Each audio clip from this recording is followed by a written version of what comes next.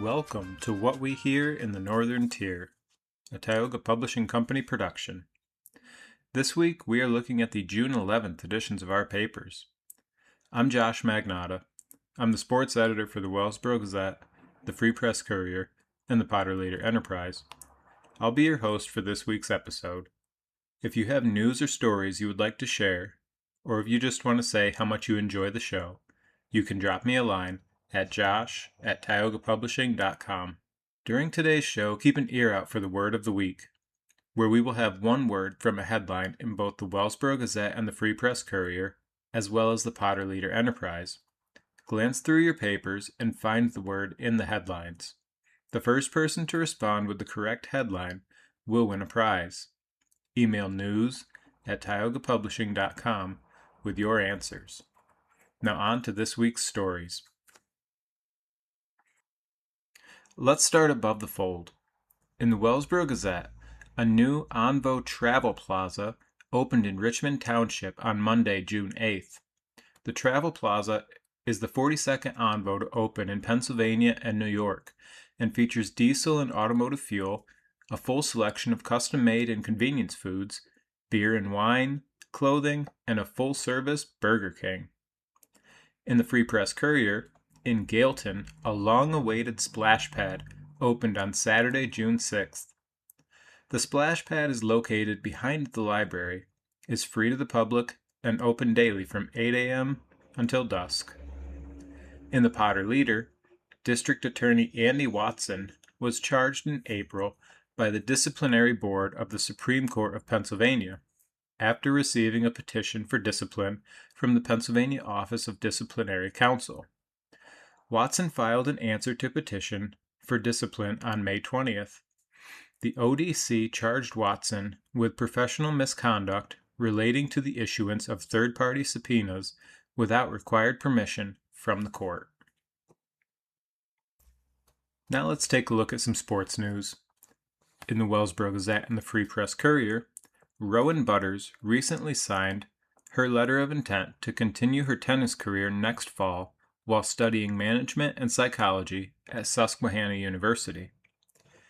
In the Potter Leader Enterprise, American Legion Baseball returned to Coudersport. Coach Doug McClintock approached the American Legion Potter Post 192 with the idea of bringing back Legion Baseball, and the idea was met with overwhelming support. Also featured in all our papers this week was my story about the God's Country Marathon. More than 200 runners crossed the finish line Saturday, June 6th, for the 51st running of the God's Country Marathon. First place finisher Mason Hendrickson finished with a time of 2 hours and 47 minutes. Not long after the start of the half marathon, a rainstorm passed over the course and drenched runners, fans, and volunteers. But the rain didn't stick around, and before long the sun was back out as runners made their way to Coudersport and finished by the courthouse square. Now a word from our sponsor. This episode is brought to you by the River Valley Regional YMCA. Whether you're looking to try a new group exercise class, hit the cardio floor, build strength, or get involved in sports and family programs, the Y has something for everyone. It's more than a workout. It's a supportive community that helps you move more, stress less, and feel right at home. The River Valley Regional YMCA Tioga County Branch in Mansfield. There's no place like this place. Join today. Now for the word of the week. This week's word of the week in the Potter Leader is Duncan. In the Wellsboro Gazette and the Free Press Courier, the word of the week is Laurel. Remember, the word of the week will be in a story headline. Once you find the word in your paper, email news@tiogapublishing.com with your answers. The first person to respond will win a prize. Now Donna will give us a little bit more information on one of her stories that was published this past week. DA Andy Watson issued disciplinary petition in April, filed answer to petition May 20. Potter County District Attorney Andy Watson was charged in April by the Disciplinary Board of the Supreme Court of Pennsylvania after receiving a petition for discipline from the Pennsylvania Office of Disciplinary Counsel. Watson filed an answer to petition for discipline on May 20. The ODC charged Watson on April 23 with professional misconduct relating to his issuance of third-party subpoenas without required permission from the court. Under Pennsylvania law, third-party subpoenas are only permissible in acting or pending cases before a court. It was charged that Watson issued subpoenas to third parties when there was no active case pending. On hundreds of occasions between 2010 and 2022, Watson filled out and issued subpoenas listing a miscellaneous case number, despite his knowledge that there was no active matter pending, the ODC's petition for discipline stated. Watson has been the county DA since 2010. In 2012, he began enclosing a non-disclosure agreement with the third-party subpoenas, which included language stating that the recipient was ordered by the court to provide records. The NDA also requested that the third party not inform the subject of the investigation that they were asked to provide information, and stated that if they did so, their actions could impede an investigation or obstruct justice. The subpoenas Watson issued to third parties sought personal, confidential, or privileged items or information about suspects for whom there was no active criminal case pending, the ODC's statement read. Among but not limited to the information requested were cell phone records, medical and mental health information, bank and credit card information, information about IP addresses and online accounts such as Facebook, PayPal, Craigslist, and more, employment information, and surveillance footage. Watson reportedly received hundreds of responses to his request. Respondent knew or should have known that the request for personal, confidential, and/or private information was in violation of Pennsylvania law, federal law, including but not limited to the Family Educational Rights and Privacy Act, also known as FERPA, and the Health Insurance Portability and Accountability Act of 1996, also known as HIPAA, and the Constitution, wrote Thomas J. Farrell, Chief Disciplinary Counsel of the ODC.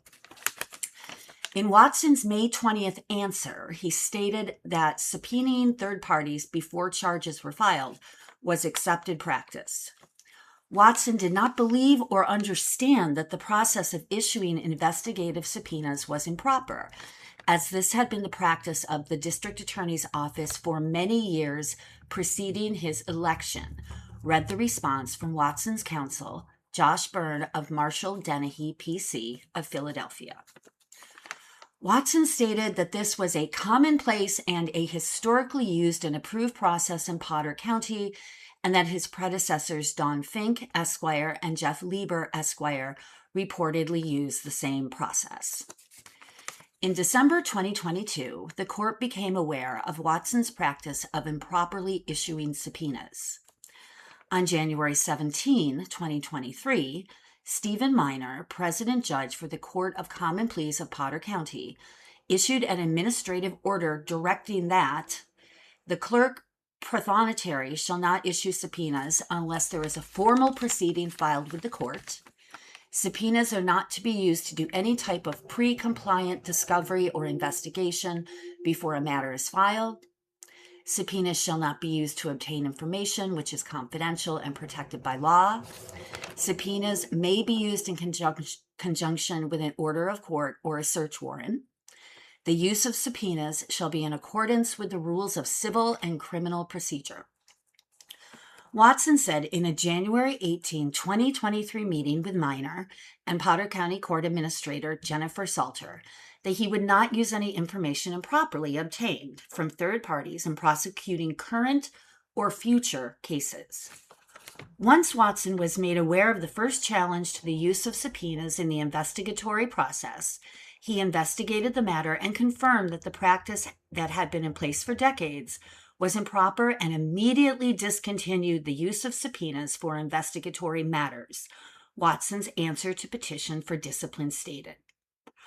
On March 2nd, 2023, Watson filed Commonwealth v. Folkrod, listing 69 counts of possession of firearm prohibited. The ODC noted that he was aware that the Folkrod information was filed based on evidence collected in an improper December 22, 2022 subpoena. The Folkrod investigation began with an incident on December 22, 2022, where state police, holding a search warrant, entered Folkrod's home looking for prohibited firearms. They found a handgun in the residence, saw a safe, and asked Folkrod to open it, believing there were more guns inside. Folkrod and his father said they didn't know the code to open the safe, and police contacted Watson. Watson advised them to obtain a separate search warrant authorizing them to break into the safe. Unfortunately, one of the PSP troopers contacted the Potter County District Attorney's Office and requested a subpoena to the manufacturer of the safe to provide an unlock code, stated Watson's answer to petition for discipline. Unbeknownst to Watson, the office manager automatically processed the subpoena and sent it to the trooper and safe manufacturer, who then provided an omnibus code to open the safe. Approximately 68 firearms were found. Watson claimed that PSP troopers had seized the guns with a valid search warrant. After determining that the subpoena had been used inappropriately to access the safe, Watson immediately filed an amended information on September 26, 2023, dropping the 68 counts pertaining to the acquisition of firearms from the safe. The one remaining count pertaining to the visible handgun found under PSP's search warrant was held. The PA Supreme Court decision regarding Watson's answer to petition for discipline is expected to take several months. The court's actions may include dismissal, informal admonition, private reprimand, or public reprimand. If disciplinary action is taken, Watson has the right to appeal. Any person who is concerned that they were wrongfully prosecuted can visit www.pottercountypa.gov and click on Departments. Choose Prothonotary and scroll to Subpoena Inquiry Form. Minor's office issued a statement that the judge cannot discuss the matter. Requests for comment from Watson were not answered. Thank you for sharing that story, Donna. Now Christy will take us back in time for a look at our Way Back When section. 50 years ago in the Gazette, we had St. Peter's Altar and Rosary was having a farewell open house for Sister Kathleen and Sister Ivan at the Parish Center on Pearl Street. The occasion marked the closing of St. Peter's Kindergarten and Nursery. The sisters had been transferred to larger schools, and there were no replacements. The school had been opened 31 years before, and a petition with several hundred names had been submitted to Scranton for a reversal of the decision. But as of publication, the situation remained that the center would close. And 10 years ago, on June 13, 2001, Wellsboro Council President John Dugan expressed concern for the safety of children who were running into the street to retrieve candy during the Laurel Festival Parade. Dugan suggested that the council should ban the throwing of candy as part of the parade protocol. No action was taken because of the potential public outcry. And from the Potter Leader, on June 9, 1976, suspected murderer George J. Fitzsimmons had been declared incompetent to complete his murder trial despite therapy sessions. Fitzsimmons, who had previously murdered his parents, was on trial for the murder of his aunt and uncle. One of his doctors said Fitzsimmons was dangerously mentally ill, capable of doing any kind of thing, however horrible it might seem if it suits his desires. Fitzsimmons had shunned an insanity defense and insisted on being tried on material evidence, saying he would rather be found guilty of the crimes and sent to jail where he maintained the chance of being released in about 9 years.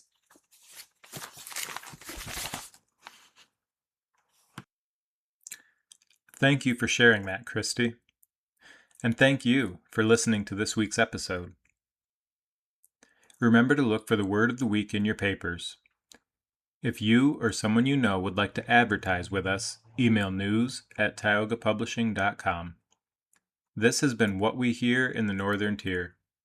As always, take care.